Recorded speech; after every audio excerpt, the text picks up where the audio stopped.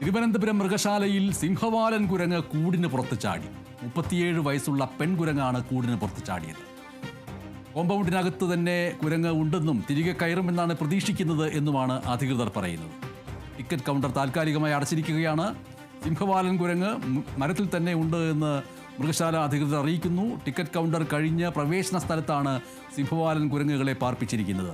6 സിംഹവാലൻ കുരങ്ങുകളാണ് ഈ മൃഗശാലയിൽ ആകെയുള്ളത്. 3 ആൺകുരങ്ങുകളും 3 പെൺകുരങ്ങുകളുമാണുള്ളത്.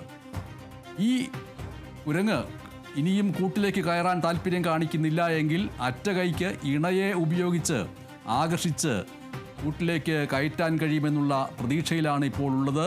നേരത്തെ ഇവിടെ ഒരു ഹനുമാൻ കുരങ്ങ് ചാടിപ്പോയ കാര്യം ഓർക്കുക പ്രേക്ഷകർ. ഇപ്പോൾ തിരുവനന്തപുരം മൃഗശാലയിൽ സിംഹവാലൻ കുരങ്ങ് കൂടിന് പുറത്തേക്ക് ചാടിയിരിക്കുന്നു. 37 വയസ്സുകാരിയായ കുരങ്ങാണ് പുറത്ത് ചാടിയിരിക്കുന്നത്. ഈ പെൺകുരങ്ങിനെ കൂട്ടിനകത്തുള്ള ആൺകുരങ്ങിനെ ഉപയോഗിച്ച് വശീകരിച്ച് ആകർഷിച്ച് കൂട്ടിനകത്ത് കയറ്റാനുള്ള ശ്രമമാണ് നടത്തിക്കൊണ്ടിരിക്കുന്നത്.